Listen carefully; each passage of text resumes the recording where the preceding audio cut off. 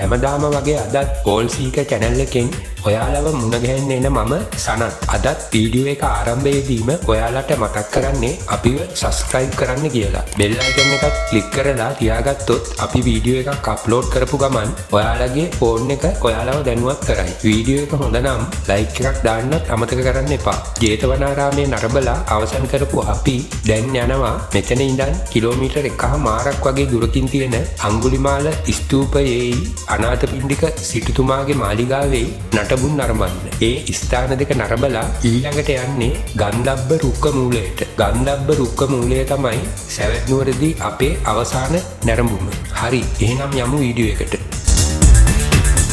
ශ්‍රී ලංකාරාමේදී සිල් පවාරණය කරපු අපි දැන් මේ යන්නේ අඟුලිමාල ස්තූපයේ අද දකින්න පුළුවන් නටබුන් නරඹන්න. මේ නටබුන් භූමියේ දර්ශන නම් ගොඩක් නෑ. ඒකට කමක් නෑ. තියෙන ටිකෙන් අපි සෑහීමකට පත් වෙමු. ඉතින් අඟුලිමාල ස්තූපයට කියන තවත් නමක් තමයි පාක්කි කුටි. 1863 දී මේ ස්ථානයේ කැණීම් කළාම ශ්‍රාවස්තිවල මහේත් ප්‍රදේශයෙන් හමු වුණ විශාලතම ගොඩනැගිල්ල තමයි මෙතනදී හමු වෙලා තියෙන්නේ.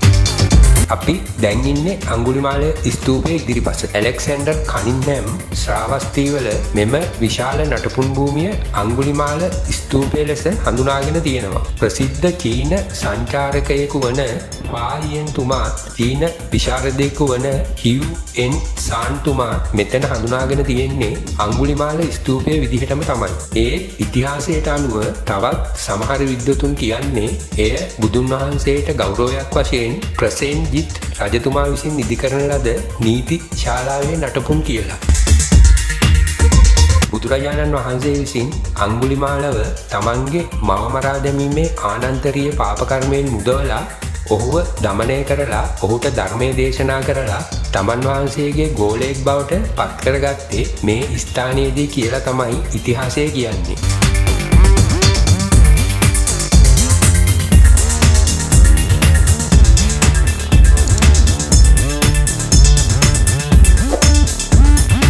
දැන් ඔයාලා දකින්නේ අඟුලිමාල ස්තූපය අසලම පිහිටලා තියෙන තවත් විශාල ගොඩනැගිල්ලක නටබුන් වලට ඇතුල් වෙන දොරටුව.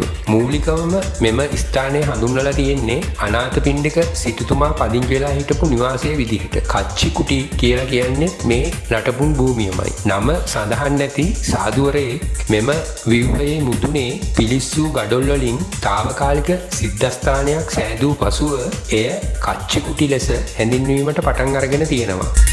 මූලිකවම මේ ස්ථානය සුදත්ත සිටුමාලිගය. එහෙම නැත්නම් අනාථපිණ්ඩික නිවස විදියට හැඳින්වුවත් ඉතිහාසයේ මේ ස්ථානයට එකිනෙක ගවේෂකයන් විවිධ අර්ථකථනයන් දීලා තියෙනවා. චීන වන්දනාකරුවන් වන ෆාහියන් සහ හිව්වෙන් සාන් තමයි මෙම ස්ථානය අනාථපිණ්ඩික නිවස සමග සම්බන්ධ කරලා තියෙන්නේ. සමහර විද්වතුන් විසින් පුරාණ බ්‍රාහ්මණ දේවාලයකට සම්බන්ධ කර ඇති බව සටහන් වෙනවා. ඇත්ත උනත් බොරු උනත් අපිට කරන්න වෙන්නේ මේ තැන්වලට ගිහිල්ලා අපේ මඟ පෙන්වන්නෝ කියන දේවල් ආගෙන ඉඳලා එහෙයි කියලා එන්නයි. එයාලා ඉතිහාසයේ ලියවිලා තියෙන කරුණු කාරණා මොකුත්ම අපිට කියන්නේ නැහැ. ලියවිලා තියෙන ඉතිහාසය පරිශීලනය කරනකොට මාව නම් අතරමං වුණා. මේ තැන්වල ඉතිහාසයේ ලියලා තියෙන කිසිම කෙනෙක් මේ එකක්වත් S2කට දැකලා කන් වලින් අහලා නැහෙනේ. කාලාම සූත්‍රයට මුල් තැන දෙන එක තමයි මම නම් කරන්නේ. මෙම ස්ථානයේ කැණීම් කරනකොට ලැබුණ බෝධිසත්ව රූපයක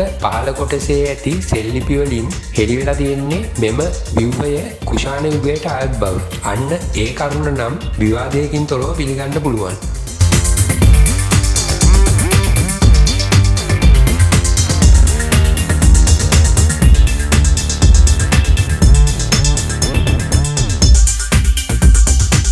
දන්නවද මේ පින්බිම මොකක්ද කියලා? මේ තමයි සවැත් නුවර ගන්ධබ්බ රුක්ක මූලය. බුදුන්ගේ කාලේ මෙතන තිබුණ විශාල අඹ ගසක් නිසා තමයි මේ නම ලැබිලා තියෙන්නේ. අද දවසේදී මෙතනදී අපිට දකින්න පුළුවන් විශාල කඳු ගැටයක්. නමුත් මේ විශාල කඳු ගැටයක් විදිහට තියෙන්නේ ධර්මාශෝක රජතුමාගේ කාලේ ගොඩ නැගුණු පුරාණ චෛත්‍යයක නටපුන් කියලා තමයි කියන්නේ. මේ කඳු ගැටය චෛත්‍යයක් වෙන නිසා ඒක මුදුනට යන්නේක ලොකු පවක් විදිහටයි ශ්‍රද්ධාවන්තයින් හිතන්නේ. ඒ නිසා අපිට මේ කඳුගැටේ මුදුනට යන්න අවස්ථාවක් ලැබුණේ නැහැ. මම මේ වීඩියෝ එකට එකතු කරලා තියෙන ඡායාරූප වලින් ඔයාලට බලා ගන්න පුළුවන් මේ කඳුගැටේ මුදුනේ තියෙන විශාල ගොඩනැගිල්ලක නටබුන්. ඒ ගැන කිසිම විස්තරයක් මට හොයාගන්න බැරි වුණා. ඒ වගේම අපිට මග පෙන්නපු පුජ්‍යලයා ඒ ගැන කිසිම දෙයක් කිව්වේ නැහැ. මේක මුදුනට නැග්ගොත් ලොකු පවක් සිද්ධ වෙන බව තමයි කිව්වේ. හැබැයි මම මේ ගොඩනැගිල්ල කන්ද පාමුලදී දැක්කනම් පව පැත්තකට දාලා මම කන්ද නගිනවා. කන්ද පාමුලට මේ නටබුන්නන ගොඩනැගිල්ල නොපෙනෙන බව එතනට ගියාම ඔයාලට පැහැදිලි වෙයි. මේ පුණ්‍ය භූමිය වටා ගෙතිලා තියෙන කතාවේ වඩාත් මූලික වෙන කරුණු මම කෙටියෙන් කියන්නම්. සැවැත්නුවර සිටුවරයා සහ සඳුන් දර කොටයකින් තනු ලැබූ පාත්‍රය වගේම රියන් 60ක් උස උණගස. එර්දියෙන් නගතැන්පත් මුගලන් මහරහතන් වහන්සේගේ සම්බන්ධතාව. පින්ඩෝල භාරද්වාජ මහරහතන් වහන්සේගේ සම්බන්ධය. නිගණ්ඨයන් බුදුසසුනට කළ කෙනෙහිලිකම් සහ පෙරහැර පෑමට ඔවුන්ගේ ඇති නොහැකියාව. සාමාන්‍ය මිනිසුන් මවිත වෙන පරිදි පෙරහැර පෑම වළක්වමින් පැන වූ විනය රීතියක් බුදුසසුනට එකතු වීම. බුදුරජාණන් වහන්සේ නිගණ්ඨයන්ගේ අධිමානය දුරු කිරීමට මේ ගන්ධබ්බ රුක්කමූලය පින්බිමේදී යමක මහා ප්‍රාතිහාර්ය හෙවත් යමාමහා පෙරහැර පෑම. යමාමහා පෙරහැර පෑම අවසානයේ පියවර 3කින් දෙව්ලොවට වැඩම කර මාතෘ දිවරාජයා ප්‍රමුඛ දෙව් බඹු පිරිසට අභිධර්මයේ දේශනා කිරීම. අවසාන වශයෙන් බුද්ධ ශාසනය සහ නිගණ්ඨයින්ගේ පැවැත්ම. ගන්ධබ්බ රුක්කමූලය නරඹලා ඉවර වෙනකොට හොඳටම හවස් වෙලා. අපි ආයිත් ආවා අර කාමරාස්සේ රිංගන හාමුදුරුවෝ ඉන්න සැවැත්නුවර නවාතැනට. දැන් අපි ලෑස්ති වෙන්නේ ශ්‍රාවස්තියට ආයිබෝවන් කියන්න.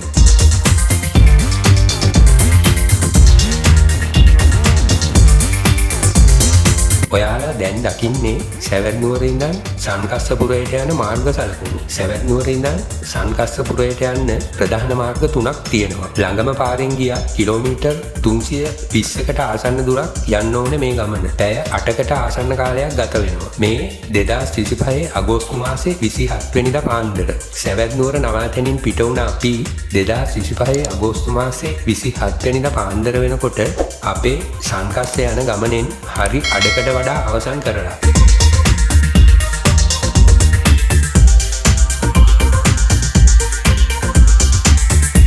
මේ දර්ශන මම ගත්තේ පොළවට එළිය වැටුණ ගමන්. අතේ පයේ හිරි අරගන්න ගමන්. අපේ බස් එක නැවැත්තුවා ඉන්දියාවේ රෑකඩයක් ඉස්සරහා. හැමෝම තම තමන්ගේ අවශ්‍යතාවයන් ඉෂ්ට කරගත්තා. අපි මේ ගමන් කරන්නේ බහරයිච් සිටාපූර් ප්‍රධාන මාර්ගයෙන්. බහරයිච්, සීතාපූර්, ශහබාද්, ශාජහාන්පූර්, මොහමඩ්බාද් ප්‍රධාන නගර මුණ ගැහෙනවා මේ මාර්ගයේදී. බහරයිච් නගරය හා සීතාපූර් නගරය අතරේදී ගගාරා ගඟ හරහා ඇති දහලාරී ගාට් පාලම උඩින් යනවා. ඊට පස්සේ ශාජහාන්පූර් නගරය හා මොහමඩ්බාද් නගර අතරේදී අපි යනවා රාම් ගංගා ගඟ හරහා වගේම ගංගා ගඟ හරහා. කත්‍රි චන්දපූර් නගරය ආසන්නයේදී රාම් ගංගා ගඟ එකතු වෙනවා ගංගා ගඟට. ඔයාලා මේ දකින්නේ 2025 අගෝස්තු මාසේ 27 වෙනිදා උදෑසන ගංගා ගඟ හරහා වැටී ඇති පාලම උඩින් අපි ගමන් කරන දර්ශන. මේ පාලමට විශේෂිත නමක් නම් යෙදිලා නැහැ. එහෙම නමක් මට හම්බ වුණේ නැහැ. කිලෝමීටර් 320කට ආසන්න දුරක් යන පැය 8කට ආසන්න කාලයක් ගත වෙන සැවැත්නුවර ඉඳන් සන්කස්සපුරයට යන ගමනේදී ගමන් විඩාව නිවාගෙන කාන්සිය මගහරවා ගන්න අපි පොඩි ක්‍රියාකාරකම් කීපයක්ම කළා.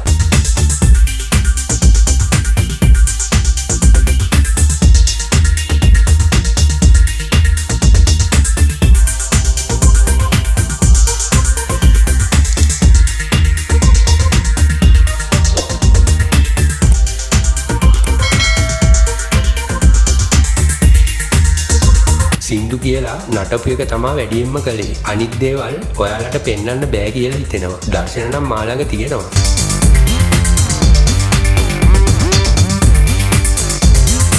විශේෂිතම කරුණ තමයි මේ වෙලාවේ අපි ළඟ නැටුම් තෙල් නොතිබුණ නිසා පිරිමි අය ගොඩක් මේ නැටුමට එකතු වුණේ නැති එක. මේ දර්ශනවලට අදාළ සෝන්ස් ඔයාලට අහන්න බැරි වෙන එක ගැන කනකාටුයි. ඒවා මේ දර්ශනවලට එකතු කළොත් මාව කොපිරයිට් ඉෂුස් වලට අහු වෙනවා YouTube එකේ. ඒ වගේම මේ දර්ශන ගොඩක්ම වටින්නේ අපිත් එක්ක මේ ගමන ගිය අයට. ඒ මොකද කියනවා නම් මේවා අපේ කවුරුත්ම හරියකට කැප්චර් කරගත්තේ නැති බව මම හොඳටම දන්නවා. මේවා රෙකෝඩ් කරනකොට මට ඔරෝපු එක තමයි ගොඩක් දෙනා කළේ. ඉතින් මගේ අනිත් ප්‍රේක්ෂකයින්ට මේ දර්ශන බෝරින් නම් ඒ ගැනත් මට කනගාටුයි.